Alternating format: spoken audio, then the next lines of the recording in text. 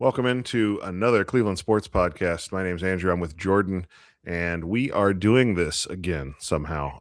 It's almost, I think it's been a month where we've done it every week, Jordan, and I'm so thrilled that we're regular podcasters now, right?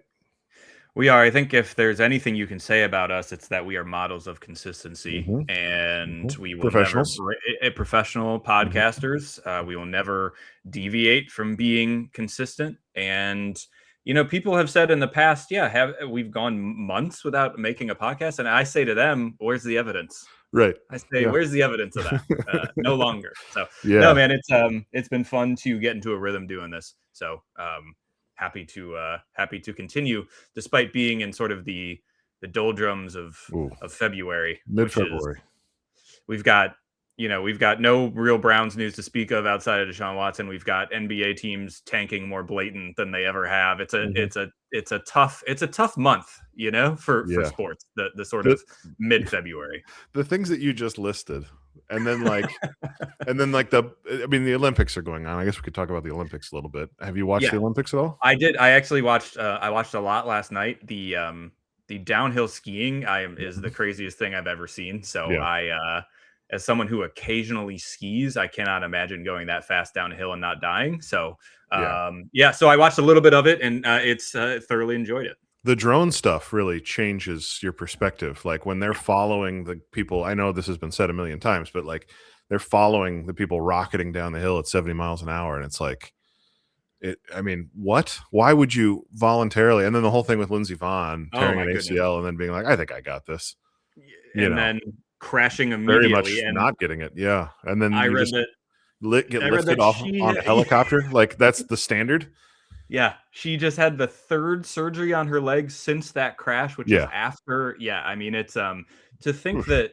Yeah, not to go off on a skiing tangent here, but to think that, because that's what this podcast is actually. Yeah, we've looped you all in with Cleveland sports, and now this is a skiing podcast. Right. Yeah, we figured the best draw would be talking about the Browns for 3 weeks, and then transitioning to the Olympics right in time for the Olympics. Demonstrably much more popular.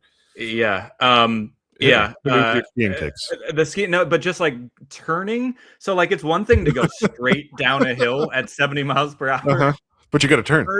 Turning, and they're like, let me throttle it down to 65. Let me slow it down for this turn. Yeah. I genuinely don't understand it physically. So if they just went down straight, it'd still be insane. If it was like track, if it was like 100 meter, but on skis.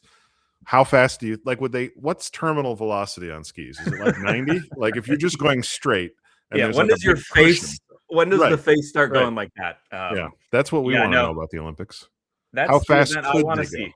Yeah. Yep. So that's happening. I watched, I got really invested in the curling. I watched the curling last night. The mixed doubles, the folks that were doing that are both, a lot of curling happens in Duluth, and so I happened to catch one of those NBC meet the people, and it's telling the story. And I've been to Duluth a few times. I love that area of the country, Lake Superior, it's amazing. And so I knew the places that they were and stuff, and so I was instantaneously invested. And then they were playing lights out, and then unfortunately I think probably had maybe their worst game of the tournament in the gold medal match, and so didn't end up with the medal, but it was really fun to watch. And I thought it was a good overall, just I'd never really gotten into curling. I know a lot of folks have gotten into curling in the past decade or two. I've not been one of them. And so now I'm in. And then the men's and women's curling starts today, I think. And so invested probably already in that as well. So that's my Olympics. I don't even need to see anybody going 90 miles an hour. I just want to see somebody roll a rock. Yeah, just do ice sweeping. All I need is a broom. Yeah, that's it. No, you're a simple man. Yeah. No, it's been the Olympics are a great palate cleanser. You'll see events that you don't ever watch outside of the Olympics, which I was watching men's figure skating last night, and they were getting after it. They're doing crazy stuff on the ice. So you're just like, oh wow, this is actually super cool and looks impossible. I'll watch this. So yeah, it's just it's very low investment. Coming off of football, which is a lot of the time. Yeah. And then for me, the next sort of thing, sporting calendar wise, this is not what we plan to talk about at all, by the way. Nope. It's a hard turn with the skiing. So there's rugby happening right now, which I'm a fan of. So the Six Nations rugby tournament is happening. I'm going to save that for another podcast, Jordan. We'll get into that next week. And then the World Baseball Classic starts in March. I was going to ask you, are you interested in that? I am interested in that. I think the first time I really tuned into it was I forget when the last iteration. I forget how many years they're doing this. Whether it's 2, 3, 4, whatever. Yeah, I think you're right. Yeah, or maybe it was 23. It was 23. We'll get a fact checker on that. I'll speak with our podcast assistant. Yep, we'll get into it. But the last one I got really into because it was in Japan, and the gold medal game was between Japan and the United States, and the atmosphere at that thing, and Shohei and Trout, and the atmosphere, like Japan goes absolutely nuts for baseball. So like that stadium for that game, I was like, oh, this is incredible. So it doesn't really matter where it's played now. I think like that just, I mean, the rosters are pretty stacked. Like guys are really into it. Like every good player in the major leagues is on Team USA. There were some reports that Stephen Kwan might be a replacement for Corbin Carroll, who is either injured or just not has pulled out. So just not feeling it. So and it's also funny, like you get teams like Great Britain and you're like, who in the major leagues is British? And then it's like they have a full roster and you're like, all right. So a lot of British grandparents out there. Yeah, exactly. So no, I think it's going to be really fun. And I think it's like, I think obviously the quality of players from other countries has always probably been like the highest in Major League Baseball compared to any other sport. But now it's like we've had this crazy influx of Japanese players in the last couple of years, like Shohei and then on. So I don't know. It's just like the competition is so good that you're like obviously Puerto Rico is incredible, but now you have Japan and the United States, and I don't know. It's going to be super fun. So yeah, I'm looking forward to that. Yeah, that's a highlight for me. So we are in a little bit of a doldrums here, but you just have to turn your eyes away from the major American sports for a little bit and find solace elsewhere in the world of sports, which that's the message of this podcast. So where I wanted to start was with the podcast. So we've been doing this on YouTube only, and I think it's going pretty well. People really like seeing what's in the background of my shot. And I'm also offering a lot in terms of background. So we've got both options for you. Both you see this? Are you seeing this door? That is a door. Yeah, it's a mystery. You don't know what's back there. What's that like blue? What am I seeing there at the top of that shot? It's unclear. Okay, mystery box of some sort. It's a mystery item. Yeah. And so then obviously I've got a different thing happening. And so that's been great, and obviously is available on YouTube. That's where you would see the video. But people have been asking for an RSS feed, standard podcast stuff. So we've got that set up.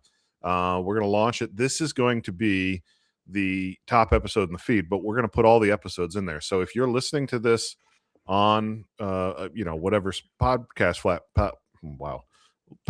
platform, right, and you are thinking about what have these guys done so far, you can go back and listen to the other episodes. They're not going to be very timely because a lot of them are about how bad the Browns are playing on offense, and it's like who we wanted them to hire as coach, right, or draft when we thought they were going to have a top 3 pick in the draft. We talked a lot about that. So some of it maybe doesn't hold up, but I think overall it'll give you kind of a sense of where we're at. And at one point we talked a lot about having horseradish on a sandwich, which I think is probably the smartest thing we've said. There were a lot of technical difficulties early. We've gotten past those, knocking on wood. And so so the podcast is going to be all in the feed there. You can go back and listen to all the episodes. And we're so happy to be doing that. And then obviously we're going to continue to do it also on YouTube. So if you prefer to watch the video, for whatever reason, you are more than welcome to. We'll have both options for you. So that's kind of the pod update as of now. And we're just so happy that it's going well. People are receiving it well. I've gotten a lot of great feedback, which I really appreciate. It's nice when people say nice things to you. And so, as we're approaching Valentine's Day, I just want to say I love all of you very much. And, I want you to know how much I care for you. So that's the pod update. I think, Jordan, do you have anything to add about the pod or your romantic feelings to our listeners? No, that was beautiful. I too love our listeners. It's we're a couple days away from Valentine's Day, and that was really beautiful. Yeah, the streets were asking for an RSS feed, and Gotta give them what they want. we've delivered the streets what they want. So no, it's been fun to get real time feedback. It's cool that people want to listen to you and I talk about stuff. So yeah, that's what I have to add there. We will continue giving the streets what they want. You know what? And I'm going to do one more thing. I'm just going to rip the curtain back here. Let's go. So to monetize on YouTube, you have to have, the bar is 500 subscribers. So let's just put it out in the open. Yeah, we'll do whatever it takes to get to 500 subscribers, because whatever you guys want. Like, truly, you tell us what it is, it's probably going to happen. You know, like if you want us to cover in depth the next WrestleMania, I will learn about wrestling. You know, if you want Jordan to purchase an item and hang it on the wall behind him, sure, that might happen. I'm open to that. It's if possible. You want me to spend an episode doing Bad Bunny's halftime show in full, I'll do it. I want that so bad. I'll do it. So that might be, I might end up just bankrolling the whole thing. That's just you. Yeah, it's just that appeals to me so much. Yeah. So we're excited. Like, there's been a lot of people that have had really nice comments. We have gotten a lot of like views, considering how inconsistent we were for a while and everything. So we're just like excited, and we want to keep it going. So if you haven't subscribed yet, please subscribe on YouTube. Even if you are listening on the podcast, it will help us out a ton. So thanks to everybody. And let's get back to what we do best, which is, I would say, being a little bit smart-assy about Cleveland sports. Is that kind of the summary? I'd say that really nails the tone that I think we're going for here. So no, I think that's a perfect way to sum it up. So let's get back to that.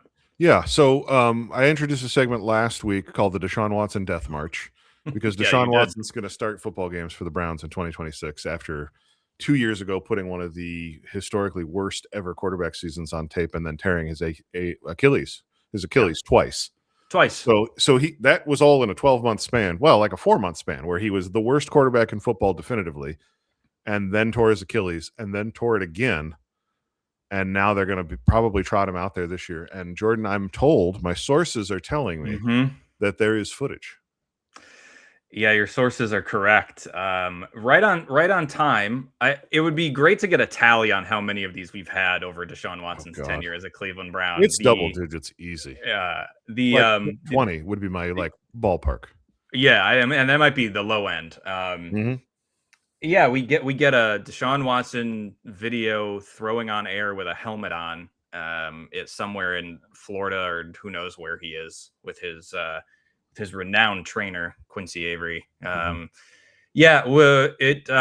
Kay Cabot of Cleveland.com had an article, I believe yesterday, that she published that said Todd Monken is intrigued, I believe is the word that she used, with Deshaun Watson, and that Deshaun Watson is going to start his throwing program, off-season program, today. And that is the video that came out is like a 7-second video of Deshaun Watson, and for some reason he loves to wear like the all-white Browns helmet, and it just like in shorts and a t-shirt against air, and it's a drop back, and it's like, all right. But yeah, so that's out today. That's what the people are talking about.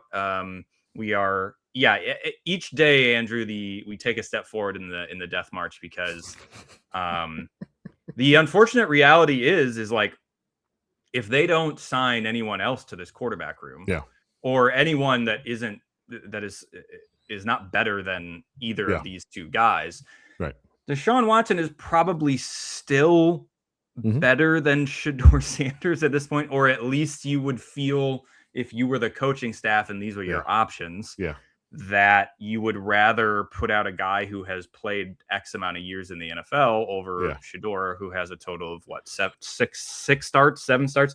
The way I would say it, Jordan, he's the stopgap vet, right? Yeah. Like, if you were going to go out and sign somebody for $5 million, like Case Keenum, just picking a name out of thin air, like somebody who is like a backup, but you just want to fill the spot, that's already filled by Deshaun Watson. So like, you have to do better than that, right? Which means probably a top, I would say in the top 2 round draft pick, right?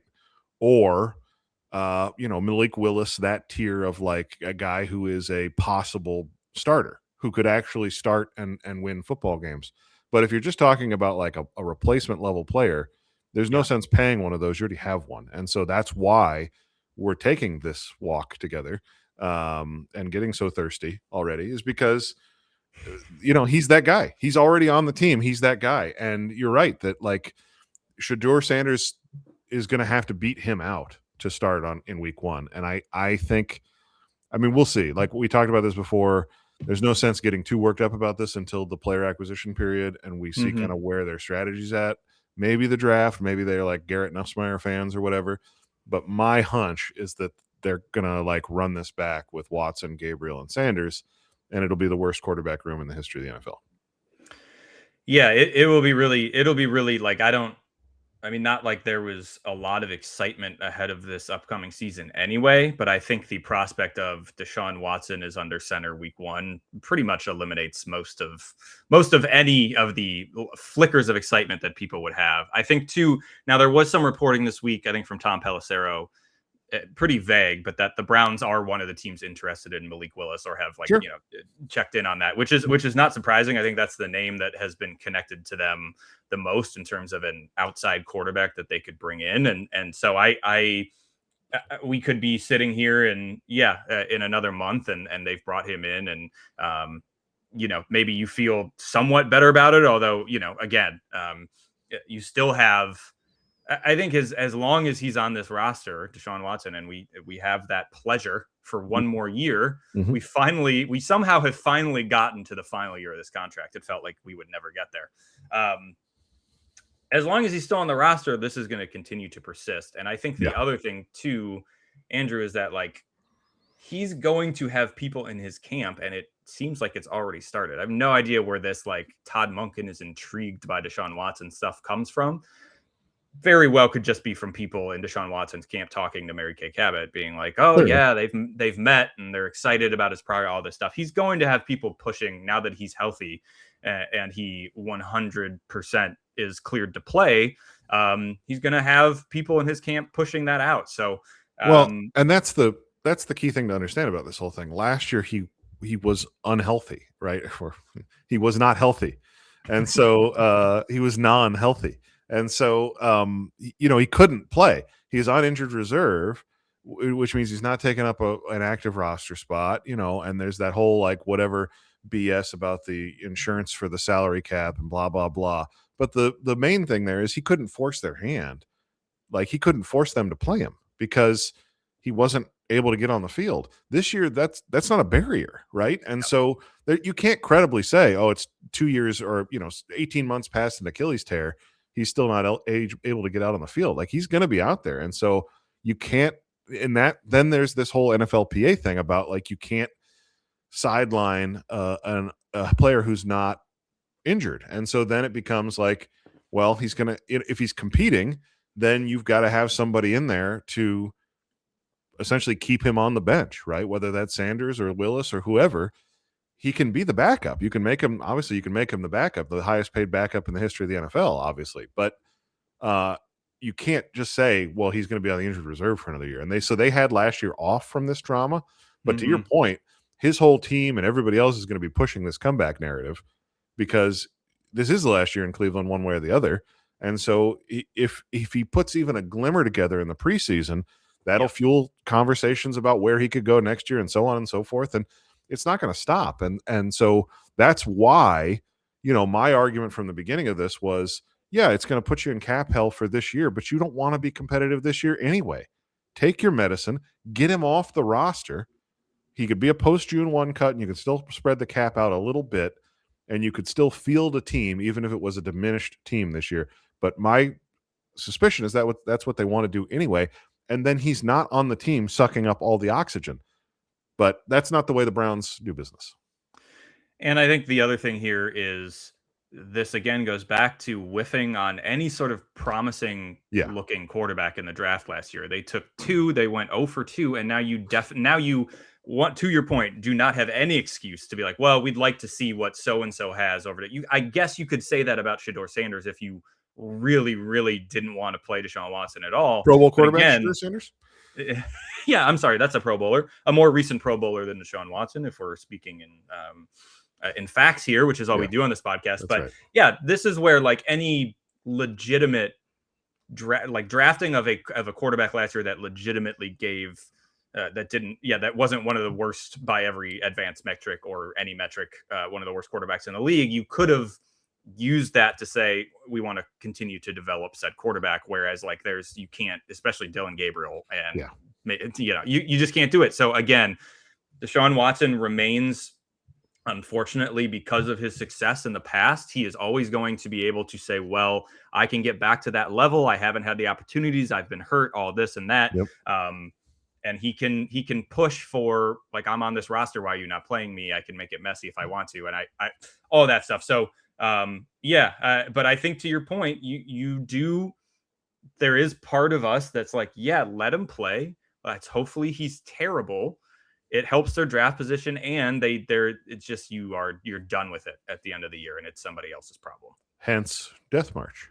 Hence because we're not just talking about like getting to the season. We're talking about the whole season being lost like 24 was, because he's out there and playing the worst quarterback in the league. So I'm going to make one of those on 3 style graphics that just says there's a picture of him in shorts throwing on air, and it just says Death March. Okay, so we didn't want to talk about Watson at all, and we did 10 minutes on it. Great, good job. Yeah, unfortunately, this is what happens. There's something wrong with us. Clearly, there's something wrong with us. This is what a 10-second video will do. I guess you're just like, oh no. No. There's just like a little lump in our brains. It's like the size and shape of a Browns, like a little mini Browns helmet, just stuck. Yeah.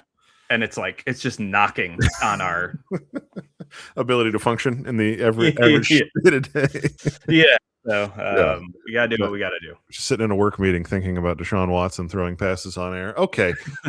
We did want to talk about the Cavs, and obviously in the wake of the James Harden trade and the Naquan Tomlin signing. Is that right? Yeah, that's correct. Look at you. That's a big one. You're on it. Yeah. He's part of the rotation.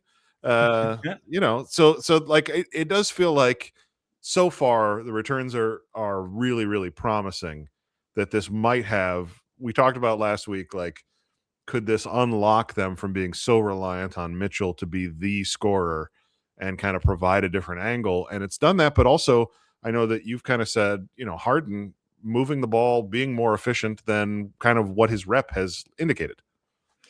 Yeah, I think I've been a little James Harden pilled, which is not something I ever expected to say in my life, because I have not been a huge James Harden enjoyer for as many people have not, because he plays a polarizing style of basketball. But I think, we talked initially after the trade, was like, well, is he going to do the same stuff that he's kind of been known for, which is dribbling the ball for 3/4 of the shot clock before he decides what he's going to do?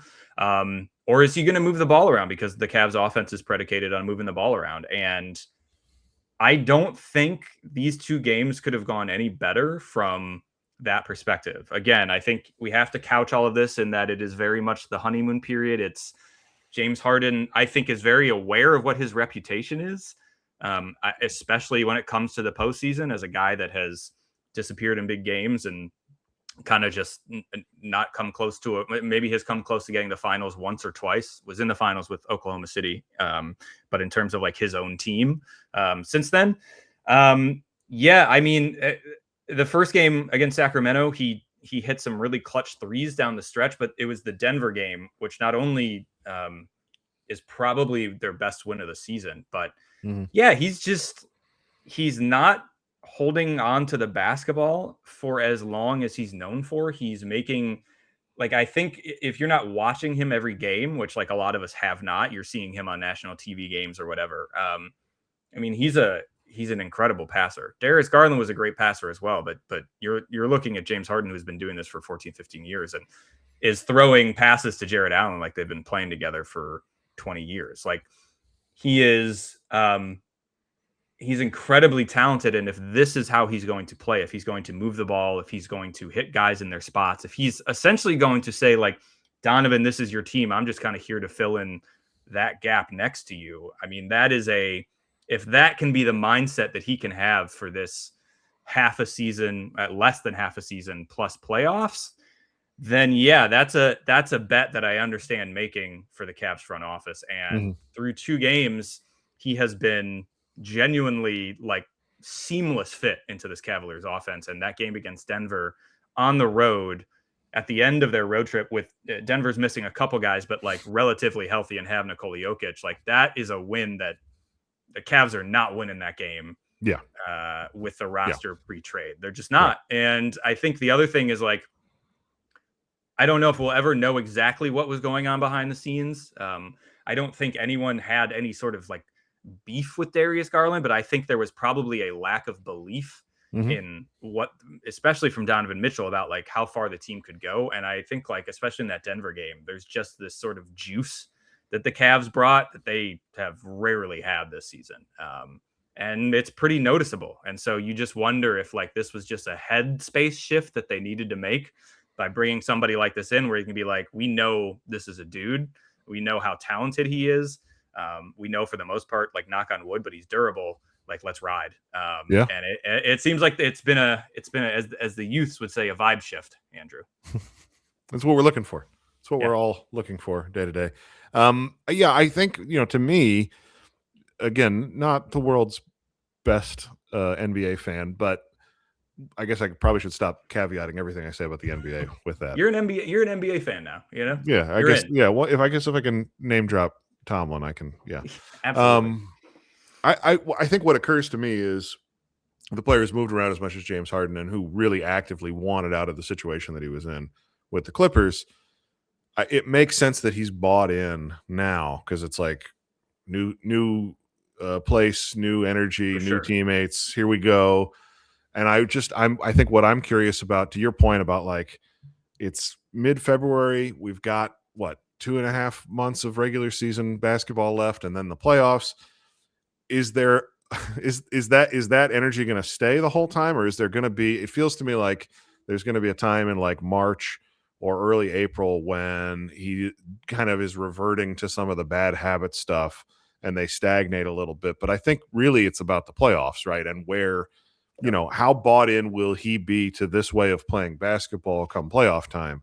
Because you really can, seeding is what seeding is, but you really can kind of just like show up to the tournament, and then it's about what happens at that point. So I think that's the part that I'm interested in, is like, is he going to stay bought in this way?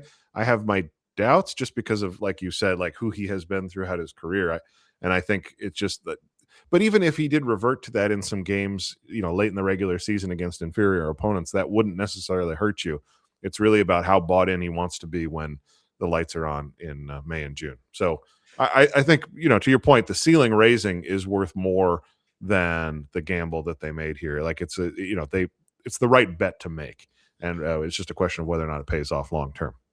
Yeah, I think it's definitely the right bet to make. I think I was skeptical at first, but I think they've already sort of laid out like, if this is how it can look, then yeah, this is absolutely a recipe to be successful. And I think maybe the secret to James Harden is you just sign him for half a season so he can't get complacent. Right. And then, I mean, obviously he's going to be looking for an extension. And I have a feeling that the Cavs probably have some sort of handshake, wink, wink agreement with him that, we're going to sign you, to an extension with us. And then you deal with that and what he is later in his contract. But for this season, I think there are plenty of reasons for him to be motivated. And I think like somebody tweeted a clip in that game against Denver, the Cavs had a steal and he was like just behind where the ball was. And he comes flying down the court, and somebody was like, I haven't seen Harden run that fast in like 3 years. Yeah. So like, you just are like, okay, bottle this for,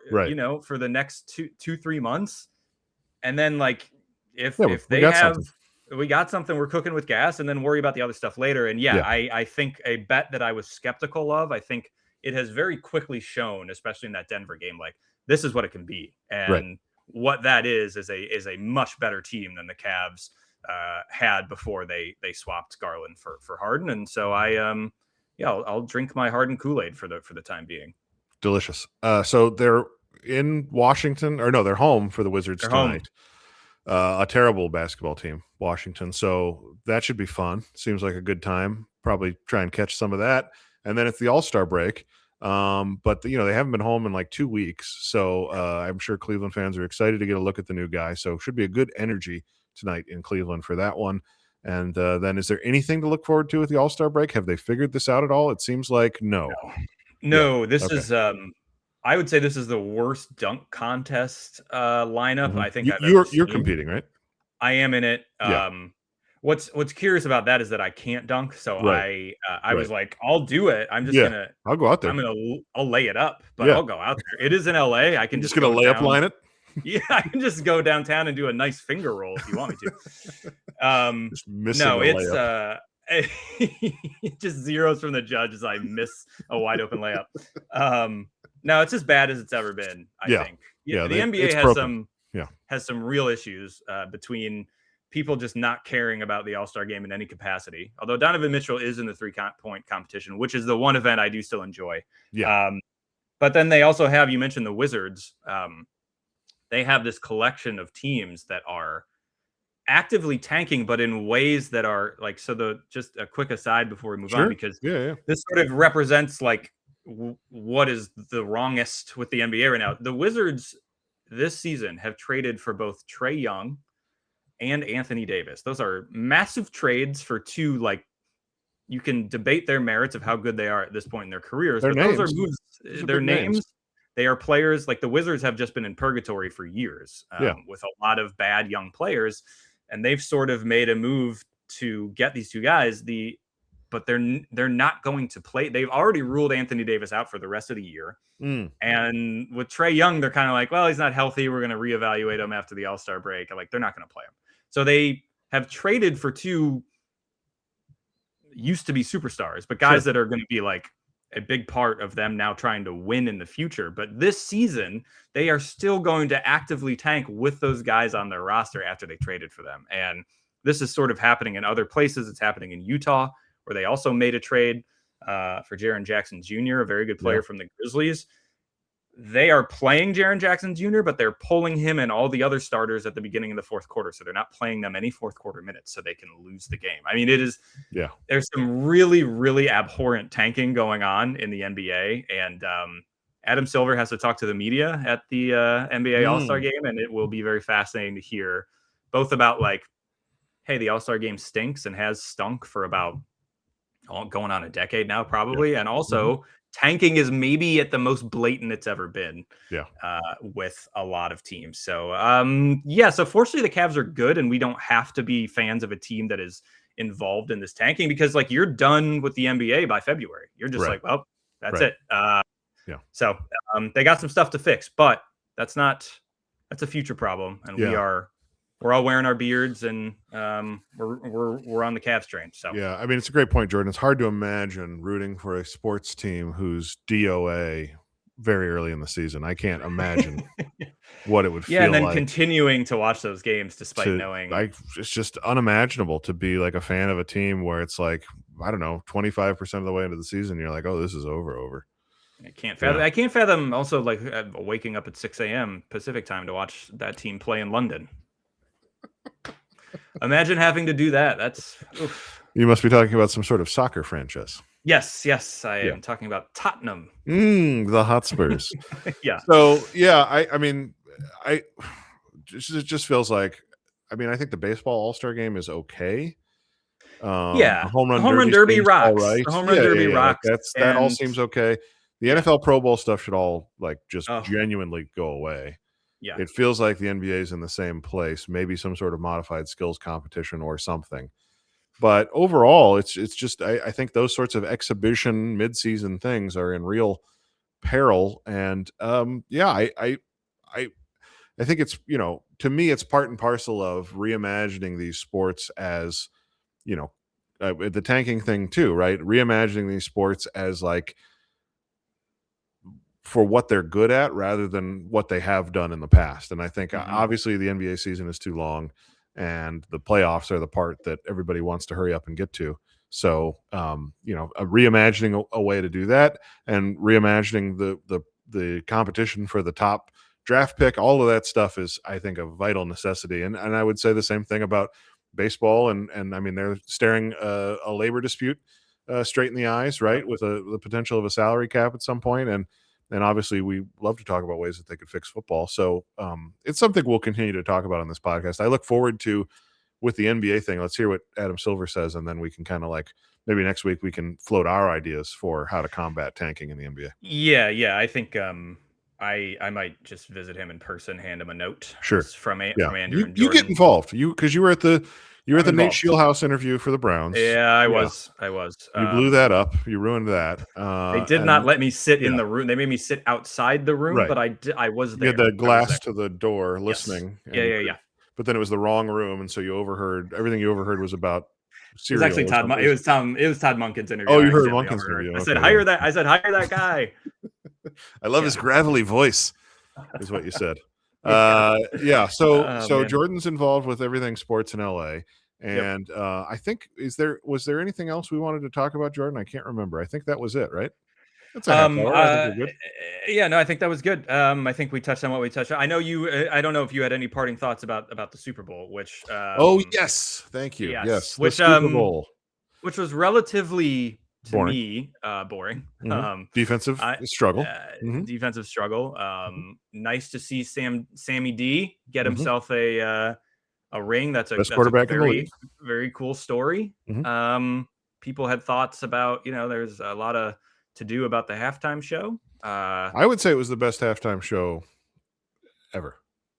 Wow. I know that a lot of NFL writers are very fond of that Prince halftime show because it's more their generation, and I think it was really good. But the task ahead, that he took on in making that what it was, to me, is like, it wasn't a concert; it was a sort of coherent political statement, is what I would say. And doing that in the climate that we live in right now is, I think, it's just a different dimension to everything than any previous halftime performer has even tried to accomplish. And I think he did it kind of flawlessly, which, I will admit to you here, Jordan, that I was at one point moved to tears, happy tears. Wow. Based on, when he at the end said, "God bless America," and then listed essentially every country in the Western Hemisphere. The vision that articulates for what our country and our world could be is so powerful and so moving in the moment that we're living in. I didn't expect that. I didn't know what to expect from the halftime show. I didn't expect that, and I was genuinely moved to tears. Yeah, that's awesome. I would say, like, last year, I remember in Kendrick's performance, like, Kendrick obviously is very theatrical and has had choreography that in a way where it felt like the camera this is like a one shot, like he is doing a oneer for his, and that's really cool. I think this was that on steroids, like from the start to the end. I mean, that is just song to song, and then he's climbing an electrical pole. He's doing all these different things, and everybody behind him is involved in some choreography, and like that was really I mean, to be able to just do that and not mess up at all. Technically, it's a master. Yeah. But I think to your point too about taking that opportunity to put the messaging that he did on the Jumbotron, the love over hate messaging, the America thing, I thought also was really, really cool. And it's hard when someone is that talented and that good of a performer, you watch it and you think about the grift of what everyone else who. Well, I say everyone else. It's so hard to know these days, like how many people are actually upset about this Super Bowl. Like the people that are tuning into the Turning Point show, which, like, my goodness, if you haven't seen clips from it, please do yourself a favor and watch some, because they're the greatest thing I've ever seen. But I think, like, there very much is, like, the people are loud about it, but that doesn't mean that there's this, like, huge amount of people that are like, I'm never watching this. But I think when you see somebody that talented, no matter if you can understand them or not, because you don't speak any Spanish, like, you just are like, this is a spectacle. This is going to a production of something you don't know anything about and just being blown away by it. And I saw. There was nothing about their message or his message, by the way, that was hard to understand. Go ahead. No. I went to probably the first but only time I went to Coachella was a couple years ago, because I was like, I'm in California. This is what I got to do this once. I got to see what it's all about. and he was a headliner one of the nights. And the thing I remember, like I knew who Bad Bunny was. I didn't listen to him, but I was like, yeah, I'm very aware of who Bad Bunny is. He's huge.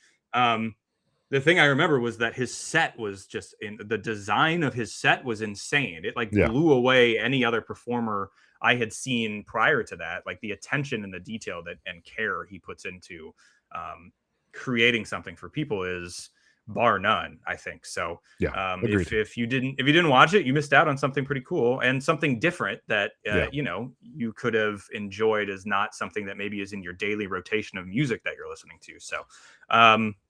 So yeah, no, I think we're aligned there. That was probably the highlight of the Super Bowl. And that I think that is maybe the one of the few times where I would say that, right? Because I think, you know, for me, there are some halftime shows that I enjoy, some that I don't, but I'm a football fan, right? I'm watching the Super Bowl for the football. I'm rarely watching it for the halftime show.